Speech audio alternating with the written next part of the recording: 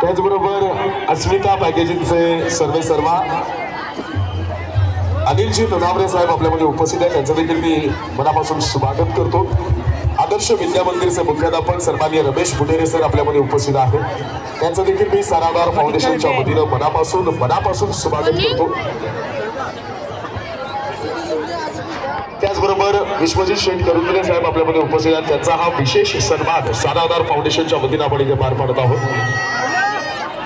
Maharashtra police दलात कार्यरत असलेले कैलाश खडके यांना विनंती करतो की आपण स्टेजवर यायचं. सन्माननीय कैलासजी खडके यांना विनंती करतो की आपण स्टेजवर या. या तमाम मान्यवरांचा सारादार फाउंडेशनच्या वतीनं हा विशेष सन्मान. सगळ्यात पहिल्यांदा तुम्ही बाकी राहू द्या, आता अक्षता वाटायला घ्या.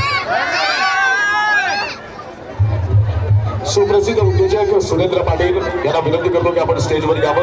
त्याचा देखील विशेष सन्मान सारादार फाउंडेशनच्या वतीनं पार पाडतो. बाकी आता चला सारादार फाउंडेशनचे सदस्य पाठ पण द्यायचंय. थांबा वर येऊ दादा, थांबा. हॅलो, कृपया जरा 2 मिनिटं थांबायचंय. मंडळी जरा खाली जाऊ द्या, स्टेजवरती जागा नाही.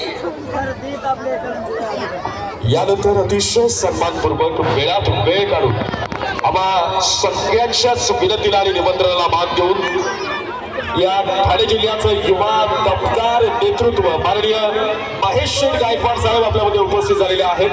हे महेश दादांचं सारादार फाउंडेशनच्या वतीनं या सामुदायिक शाही विवाह सोहळ्याच्या वतीनं सन्माननीय महेश गायकवाड साहेब यांचं यथोचित स्वागत करतो. सारादार फाउंडेशनच्या सदस्यांना विनंती करतो की आपण आपल्या शुभ हस्ते सन्माननीय महेश दादा गायकवाड यांचा यथोचित सन्मान आणि त्यांचं स्वागत आपण करावं.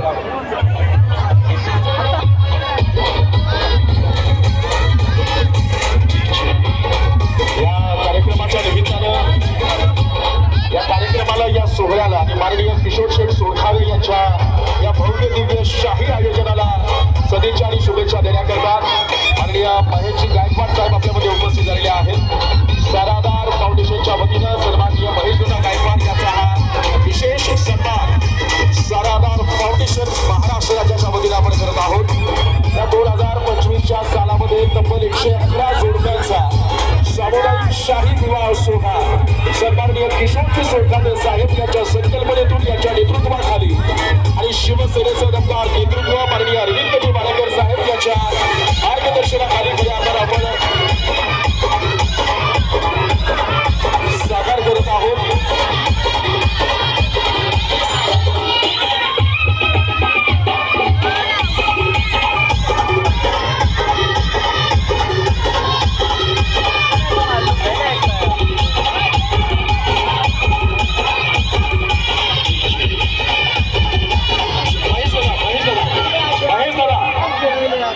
शब्द आपल्याकडनं